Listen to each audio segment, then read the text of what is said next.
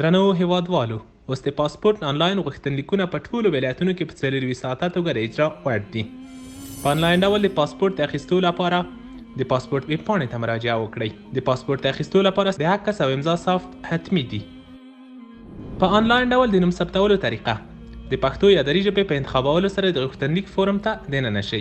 د پاسپورت اخیستو لارښود مطالعه کړئ چې په هغې کې د ضرورت وړ اسناد، د پاسپورت د اعتبار وخت، د پیسو د ورکړې مبلغ، د ورکړې څرنګوالی، په وړیا ډول د پاسپورت ورکړه، د پاسپورت په ورکړه کې ستونزې او د فورم ډکولو څرنګوالی ذکر شوي دي.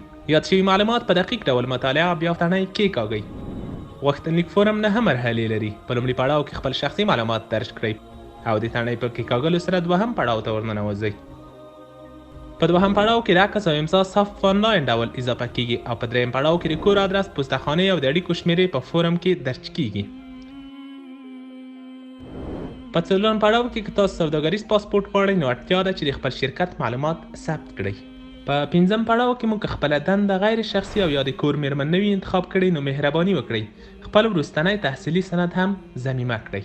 په شپږم پړاو کې ستاسو اوسني وظیفوي معلوماتو ته اړتیا ده ترڅو تاسو اووم پړاو ته داخل شئ چې په دې پړاو کې که تاسو مخکې پاسپورت اخیستی وي نو معلومات باید درج شي. په اتم پړاو کې کومه جرمي سابقه ولرئ نو باید د هغې په اړه خپل معلومات ثبت کړئ. په نهم او وروستي پړاو کې د پاسپورت ډول، د پاسپورت وخت او د جریمې د ورکړې نوعیت ثبتیږي. یو ځل بیا خپل درج شوي معلومات په دقیق ډول ولولئ او وروسته د ثبت او چاپ تڼۍ کېکاږئ. وروسته له یاده شویو پړاوونو نه د تایید او لیږلو تڼۍ کېکاږئ او د بایومتریک د مرحلې لپاره پاسپورت ریاست ته مراجعه وکړئ چې د بایومتریک پروسې څخه وروسته خپل ملي پاسپورت د اړوند پوستخانې نه په ټاکل شوي وخت ترلاسه کړئ. یادښت: که مو مخکې له دې نوملیکنه کړې وي نو په صفحه کې د څېړلو یا جستجو تکمه کېکاږئ او د معلومات په دننه کولو سره هره نیټه چې درته مشخص شوي پاسپورت ریاست ته مراجعه وکړئ.